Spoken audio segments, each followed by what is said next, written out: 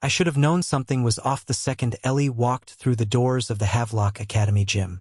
The year-end celebration was already in full swing. Lights low. A DJ spinning throwbacks from a decade too late. Tables lined with catered finger food no one touched. I stood by the back wall, half listening to Mr. Danner drone on about alumni donations while watching the entrance. Ellie was late.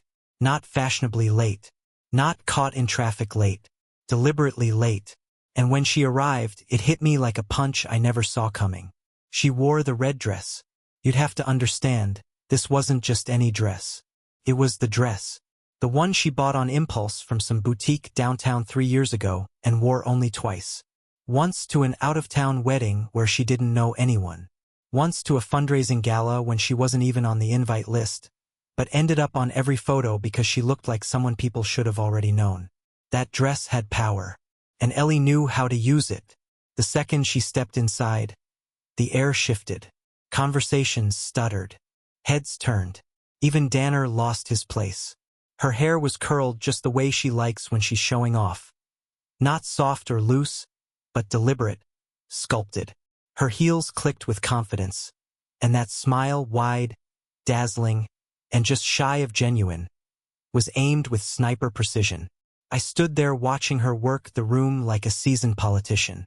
Hugs, kisses on cheeks. A quick spin for Claire's Instagram story. And for a second, just a second, I felt proud. This was my wife. But then something snagged.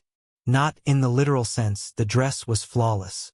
No, it was something in how she leaned into Logan's side, laughing too hard, head tilted a little too long, her hand grazing his arm like she forgot who she was married to. I shook it off, or tried to, but then came the mark. It happened when she leaned down to tie Claire's shoe. Her hair slid forward, the neckline dipped, and I saw it, just barely, a faint purplish bruise beneath the delicate chain of her necklace, half hidden in shadow, small. Int asterisk mate. Wrong. My heart did this strange thing, didn't skip, didn't race. Just dropped. Like a lead weight in my chest. I looked again. Squinting. Pretending to scratch my chin. Maybe it was a rash. Maybe makeup had rubbed off weird. Maybe I was overreacting. But deep down, I already knew what I was looking at. You don't spend years with someone and not recognize the difference between an accident and a secret. I waited until we were home to ask. I didn't want a scene, didn't want the whispers or the pitying looks. I just wanted the truth. Or at least the version of it she'd be willing to say out loud. Ellie was already in the kitchen pouring herself a glass of red. Barefoot now, earrings off, hair clipped back. She looked relaxed, pleased, like the night had gone exactly the way she'd planned. Good party, she said over her shoulder. Claire's speech was cute, right? Yeah, I said. Cute. I waited a beat. Then, you bump into something while getting dressed? She turned, glass halfway to her lips. Huh. Your neck. Looked like you had a bruise or something. For the slightest moment, a pause. A flicker. Barely a glitch in her movement. Then she laughed. Oh yeah, I was being clumsy. The cabinet door swung back and caught me. Should have iced it, I guess. She waved it off like it was nothing. A fly. But I know Ellie. She doesn't bruise easily. Doesn't flinch when things hit her, emotionally or otherwise. And she sure as hell doesn't forget details when they matter. Still, I nodded like I believed her. Like that explanation was enough to settle the knot in my gut. She curled up on the couch with her wine and scrolled through the photos from the event. Posted a few. Tagged Logan. Added a heart emoji to one. Nothing unusual except that nothing felt right anymore. I sat across from her pretending to watch the game. And every few minutes, I looked at her. Not to admire. Not to adore. To study. How she moved. Where her eyes went. Whether she smiled when Logan's name popped up again in a comment. She didn't notice me watching. Or if she did, she was good at pretending not to. Ellie used to be the kind of woman who'd flop beside me with her feet in my lap, demanding shoulder rubs and complaining about meetings. We used to share everything, from inside jokes to petty annoyances about her sister's weird dietary phases. Now, she was a stranger in the shape of someone I used to know. I wanted to ask again, push harder, but something in me hesitated. Maybe it was fear. Maybe pride. Maybe it was the dawning realization that if I pressed too much, the whole thing might crack wide open. And I wasn't sure I was ready for that. So I let it go. We went to bed around midnight. She showered first. Longer than usual, music playing louder than it needed to be. I waited, listening to the water run, staring at the bedroom ceiling like it had answers. When she came out, towel dried and humming along to some pop song, she kissed me on the forehead and slipped under the covers like it was any other night. I turned off the light and lay there in the dark, staring up again, trying to unsee the bruise, trying to unfeel the silence, trying to pretend that everything hadn't just changed forever. I woke up the next morning to the sound of birds arguing outside the bedroom window. Ellie was already up. Her side of the bed was cold, sheets smoothed over like she'd barely touched them. I lay there longer than I usually do, staring at the ceiling, half listening to the muffled sounds of movement downstairs. Coffee mug against counter, cabinet doors opening, her voice drifting through a Bluetooth call she thought I couldn't hear. Yeah, I know. I'll tell him soon. Just stop asking, okay? Then silence. I didn't recognize the name when she ended the call. I didn't ask. Instead, I got up and started noticing everything I'd spent the last few months ignoring. The kitchen had been rearranged. New mugs, new knives in the butcher block, a brand of oat milk we never used before. I opened the fridge and saw pressed juices labeled with days of the week. She used to tease people who drank this stuff. I stood there with the fridge door open for far too long, like staring into it might offer clarity. Didn't. What it did offer was a slow, sinking understanding. A realization that had been creeping in like a leak behind the walls. Her life had shifted, and I hadn't even noticed. That's when I opened the hallway closet and saw her old gym bag on the floor. The one she used when she first started doing those yoga classes across town. Not the studio 3 blocks away from us, no, the one across the city. 40 minutes in traffic, one way. I pulled out the bag and unzipped it. It was empty except for a folded towel and a small bottle of cologne. Men's cologne. I stood there holding it in my hand like it was radioactive. The label was unfamiliar. Not a brand I used. Not even one I recognized. That's when the heat crawled up my neck. I remembered the nights she came home late, hair slightly damp, saying she stayed after class to help clean up or talk through routines. The nights I stayed up waiting, only to hear her walk and humming a tune I didn't know, smelling like sandalwood and citrus. Not sweat, not effort, someone else. She used to leave her phone everywhere, on the kitchen island, on the nightstand, in the bathroom charging. I hadn't seen it unlocked in weeks. Now it was always face down, always guarded, always clutched in her palm like a secret. I used to know her passcode. We shared everything. Now it just blinked back at me, 6 dots, 6 locked doors. I didn't even try guessing. It felt pathetic enough just realizing that I didn't know it anymore. At noon, I checked our shared calendar, something we hadn't used in months, still linked to my email. It had been empty for a while. We used to color code everything, her orange, me blue, green for trips, yellow for bills. Now it was mostly gray. But one reminder popped up. Wellness Weekend Novotel, 2 guests. Booked under her name. 2 guests. I clicked it 3 times like maybe the details would change. They didn't. I don't even remember what excuse she gave me that weekend. Something about a team-building retreat, a silent meditation getaway. Something that sounded like nonsense even then, but I let it slide because I was tired and work had been eating me alive. I let a lot of things slide. She came home from that retreat radiant.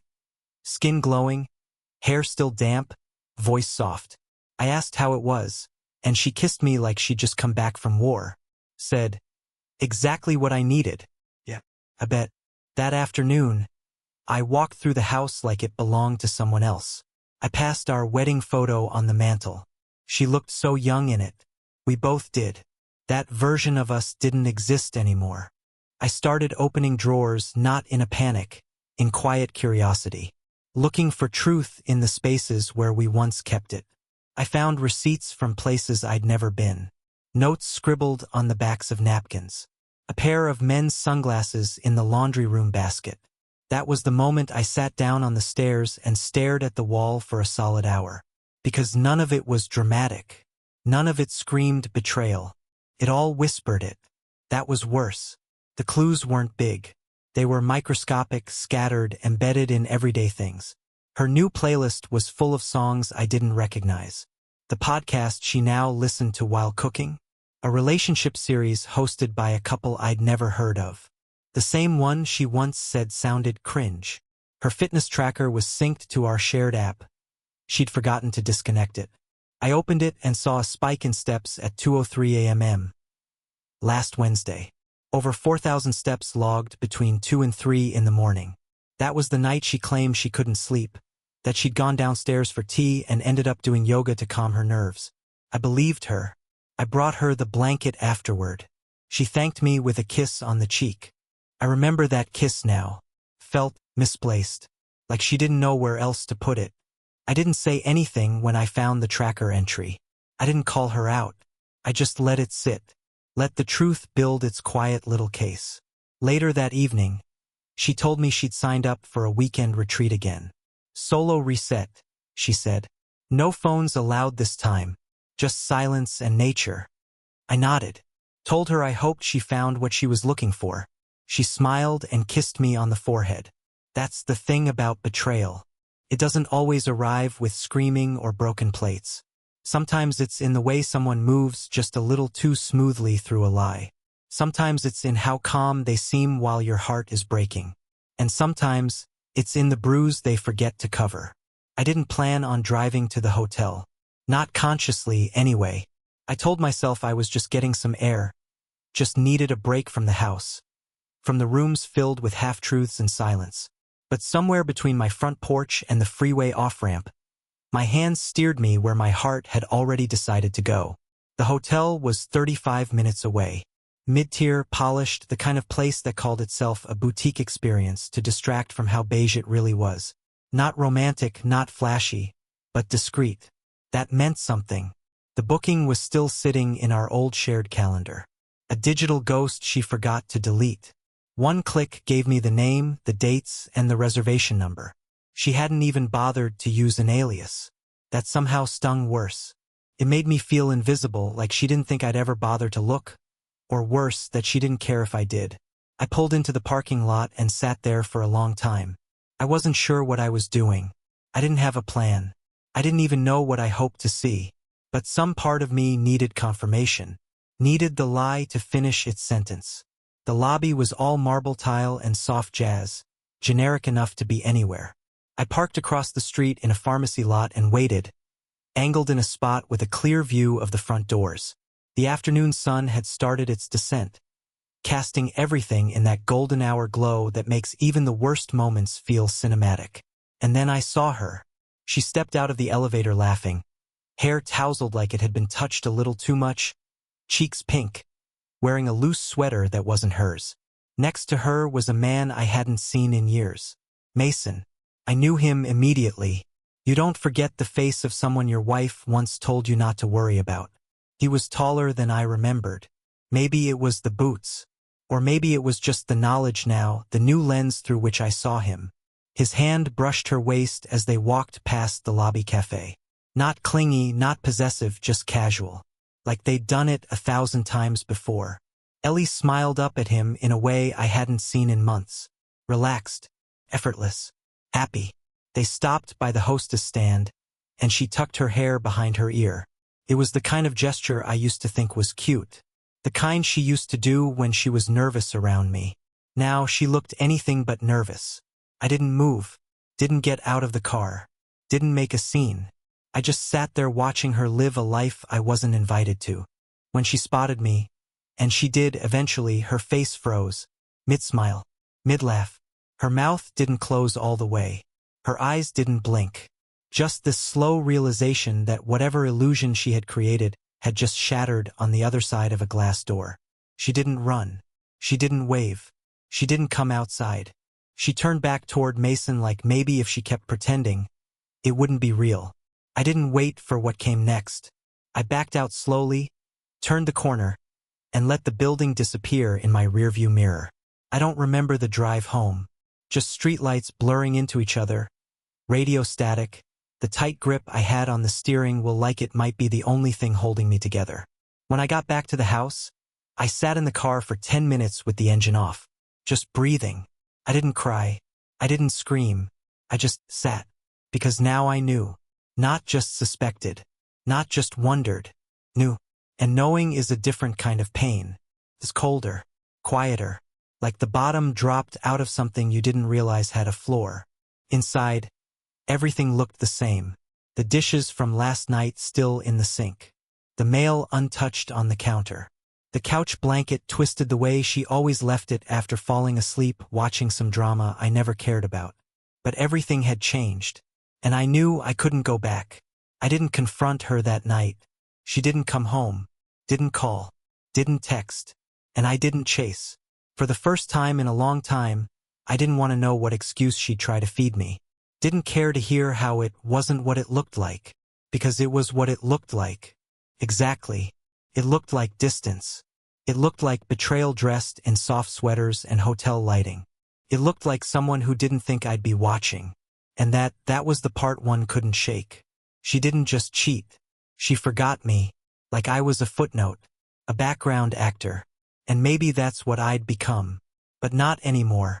I sat at the kitchen table and opened my laptop. Logged into our old joint accounts. The ones she hadn't touched in months. Our shared calendar was still linked to our emails. That's how I'd found the hotel confirmation. I clicked through the other connected services. iCloud. Banking. Streaming. She hadn't removed me from any of them. Arrogance or neglect. I didn't know. But I wasn't going to waste the opportunity. I printed out *TS, receipts, calendar entries, text logs I could access through our synced MacBook. The digital footprints of her second life. I wasn't planning revenge. I wasn't even planning confrontation. I just wanted proof, not for court, not for friends. For me. So I could stop wondering if I was crazy. So I could stop holding out for some version of her that no longer existed. At 1:13 a.m., the garage door opened. I stayed at the kitchen table, calm, lit only by the screen. She walked in, heels in hand, makeup faded but not gone. She paused when she saw me, didn't speak, didn't pretend. She just looked at me like a kid caught sneaking in late.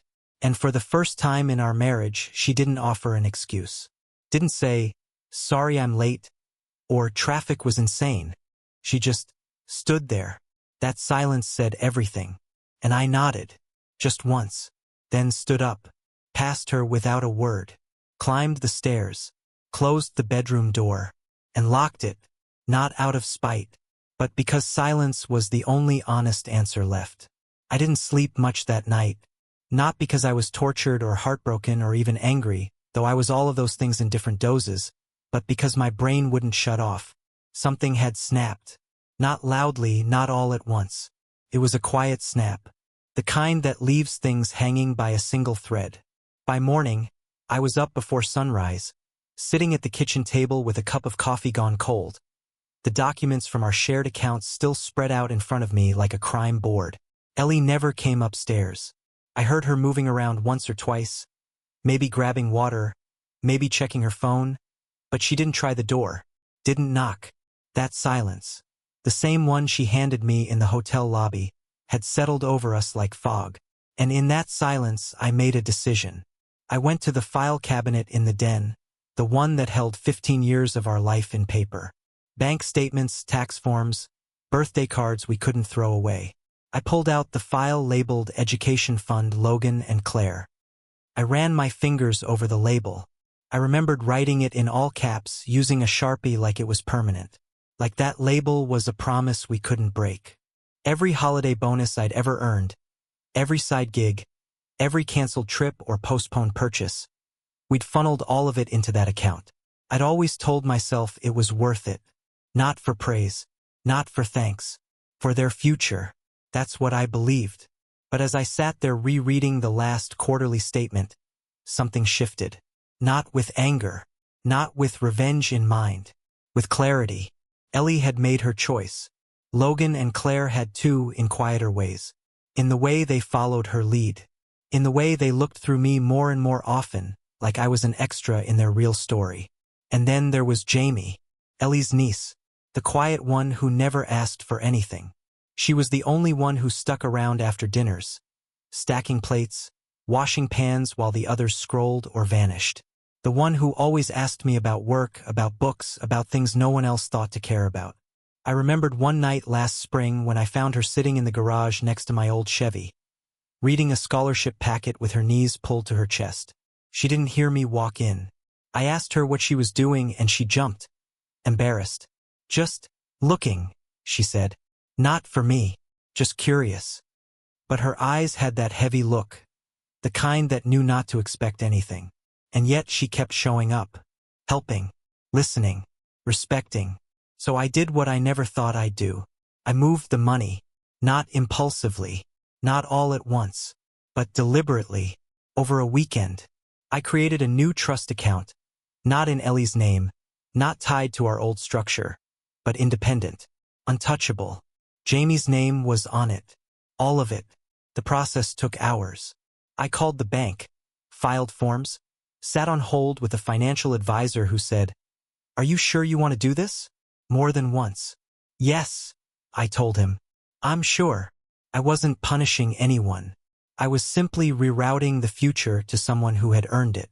Someone who saw me. Ellie still hadn't spoken to me. She stayed downstairs mostly, slept in the guest room.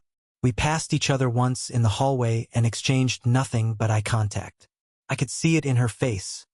She knew I wasn't yelling, and that terrified her more, because I wasn't trying to win her back. I wasn't trying to fix anything. I was moving on. And nothing rattles a guilty conscience more than the realization that you're no longer the center of someone's pain. By Monday, the money had cleared. The trust account was real, solid, protected. I told no one. Not yet. Let it simmer. Let the silence hold it. A few days later, I got a call from Jamie's mom, Ellie's sister, Tina. She sounded confused. "Hey, this is weird, but Jamie got an email from a bank about a scholarship trust. With your name on it?" "Yeah," I said. "It's not a mistake." She paused. "Is there a reason?" "Because she's never once made me feel like I was invisible," I said. "And I'd like her to have a chance."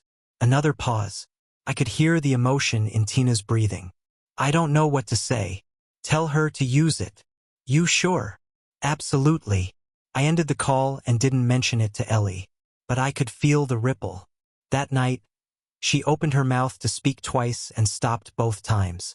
She lingered in the kitchen, hovered near the table, looked like she might say something, but she didn't, and I didn't offer a path forward. Not anymore. Logan and Claire were still mostly oblivious. Claire spent her afternoons FaceTiming friends. Logan only surfaced for meals. They asked me for rides and permission to borrow the car. Never once asked if I was okay. Never once noticed how distant I'd become. They assumed I'd be there like furniture, like Wi-Fi, reliable and expected. And maybe I had been, but not anymore. I started waking up earlier, leaving the house before they did, coming home later. When I was around, I kept to myself. Sat outside, took walks, closed the door to my office. I was still in the house, but I wasn't in the role anymore. The shift was quiet, but it was seismic. I began rerouting everything, canceling shared subscriptions, reassigning emails. I wasn't cruel. I gave notice where needed, but I was carving out a separate version of myself. One that didn't orbit around Ellie. One that didn't hinge on Logan or Claire's indifference. One that moved forward. One morning, Ellie finally spoke. Really spoke. I was in the garage cleaning out a storage bin. She stood in the doorway, arms crossed, eyes tired. "You moved the fund," she said. I didn't look up. "Yes." "To Jamie." "Yes." "Why?" I wiped my hands with a rag and finally met her eyes. "Because she never treated me like a placeholder." Her mouth opened, closed, opened again. "They're your kids." "They were," I said. "But they made their choices, just like you did." "That's not fair." I stepped past her without replying. Because it wasn't about fair. It was about truth. And truth, once seen, doesn't go back into hiding. Not for guilt. Not for nostalgia. Not even for blood. It started with a knock on my office door. A sound I'd come to expect only when someone wanted something. It was Logan. He stood there in basketball shorts and a hoodie he probably hadn't washed in a week. Phone in one hand, a crumpled paper in the other. He looked uncomfortable. Not like a son coming to talk to his father, but more like a tenant confronting a landlord. "Hey," he muttered, holding out the paper. "You got a minute?" I took the paper and unfolded it. A notice from his college. It wasn't subtle. Housing application denied. Payment incomplete. I read it twice. Logan shifted on his feet. He wasn't angry yet. He was confused. But that wouldn't last long. "I thought the tuition stuff was all set," he said, eyes narrowing slightly. "Didn't you handle that already?" I didn't answer immediately. I just placed the notice on my desk and looked at him. It was the first time in weeks he had really looked at me. Not past me, not through me. I let the silence hang. "Dad?" he asked, the edge creeping in.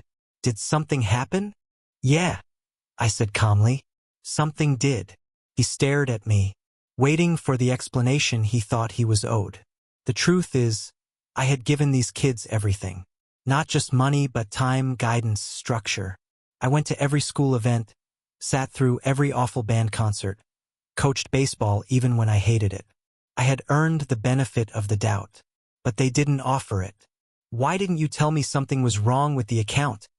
he pressed, arms crossed. "They said the payments stopped weeks ago.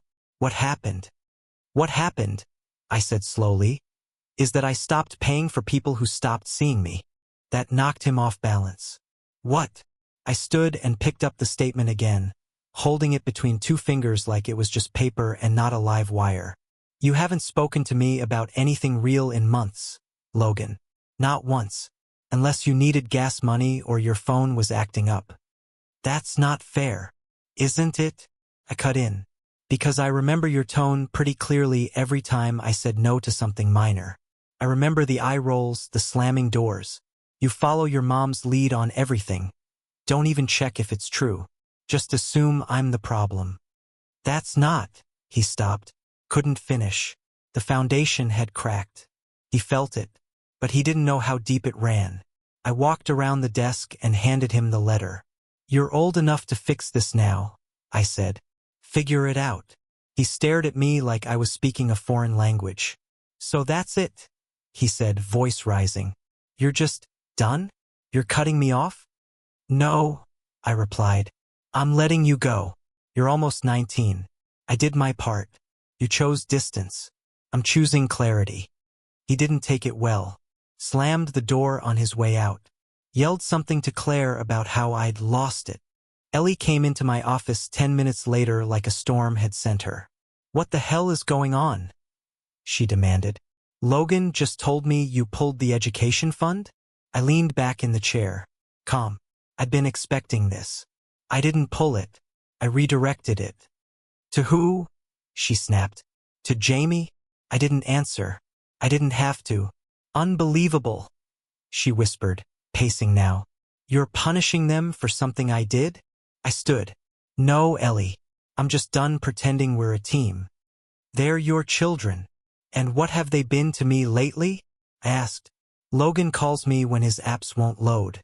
Claire hasn't had a real conversation with me in 2 months. You told them everything was fine when you were sneaking off to hotels with Mason. You all made your choices. I'm making mine." She covered her mouth with her hand. For a second, I saw the crack in her. But then came the usual armor. The indignation. The performance. "You think they're just going to forgive you for this?" she said. "I'm not asking for forgiveness," I said. "I'm asking for space. You'll lose them." I looked at her. They were never mine to keep, apparently. She didn't know what to say to that. She left the room shaking her head, muttering something about lawyers. I didn't follow her. I didn't apologize. I just sat back down and reopened my laptop. By the end of that week, the calls started coming in. From the school. From the housing office. From Claire's summer program coordinator. Asking about a missing deposit. One by one, the puzzle pieces fell apart. They hadn't expected me to actually do anything. They thought I'd bark and bite the air. They thought I was bluffing. I wasn't. Claire came to me the next day, voice soft, quieter than usual. She sat at the edge of the couch, twisting her fingers in her lap. Dad, why are you doing this? I wanted to hug her. I really did. But I couldn't keep rewarding selective attention. I'm doing what's right, I said. For Jamie. Yes, she's earned it. Claire looked like she wanted to argue, but she didn't. She just sat there, stunned by the realization that I wasn't playing by the old rules anymore. Ellie was frantic behind closed doors. Phone calls, emails, whispered arguments with Logan about legal options. They were trying to untangle what I had already severed. But I had done it cleanly. Everything I'd moved was legal, ethical, documented. They hadn't noticed because they never thought to look. Never imagined I'd stop being the dependable fallback. It was always assumed I'd just fix things, fill gaps, absorb tension. But I wasn't obligated anymore. The illusion had died in the hotel lobby. And now I was watching the aftershocks ripple through the house we had once built together.